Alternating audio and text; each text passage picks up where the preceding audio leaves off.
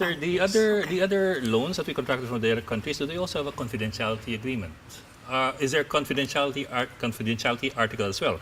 Because in the Chico River project, in Article 8.8, is a confidentiality Actually, clause. Ed, that's moot because we negotiated that away when we said it's confidential subject to the laws of the Philippines.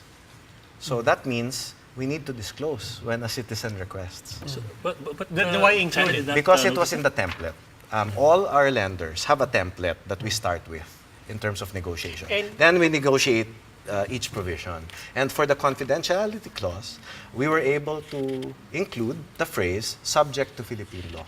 And therefore, it made confidentiality moot. and it the is not going to be an issue in Because the future. in fact, we've posted it on our website. Yes, I understand that. But also in 8.8 it says yes, the borrower will keep all terms and conditions strictly confidential.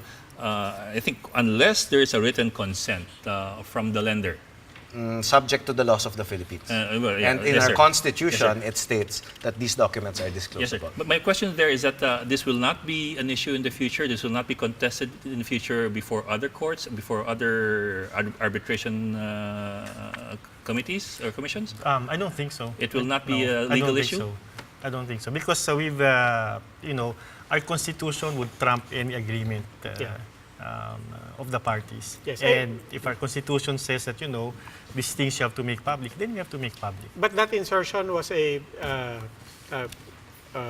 of course, there's no other way of answering it. But that insertion, with regards to the negotiations with China, was a good faith insertion. In other words, China knew fully well that when you inserted that basically negated the clause on confidentiality.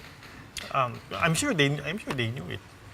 Because when you discuss, you assume good faith on both parties, and I'm sure they knew it, and that's why they would.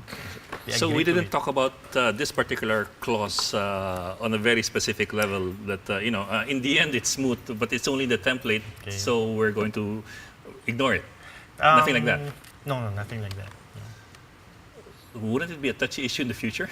I mean, now I know. Yes, we've released it. And it's out there, but in the future, if it's a template for future agreements, would this be a ticklish or sticky issue? I don't think so. Because if you look at our first loan was with respect to Chico River, and our second loan was the Kaliwa. And if you look at the Kaliwa, that's where we said that it should be subject to Philippine laws.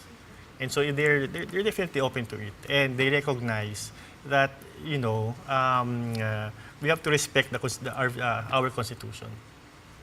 Mm-hmm. Okay, I just found it a bit unusual that it's there, but it's not there. You know what I mean? It's there, but we're all going to. So if that's a template, in other words, I mean, I think the explanation is well taken, but in terms of managing expectations moving forward, all loan agreements with China, because this is a template, let's not be surprised if that line is there.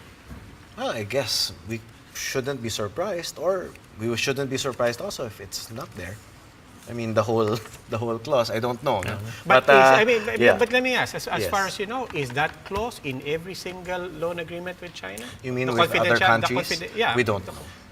Unless you No, have it's actually information. here. Yes, I'm looking at the French loan. There's a confidentiality clause. Korean loan, there is a confidentiality clause. Japanese loan, there's also a confidentiality clause. Okay, and then it's consistent. And then the insertion on our side that as long as this is not go against public policy and our laws, that will abide. Unless required by any applicable Philippine laws. That's how we phrased it.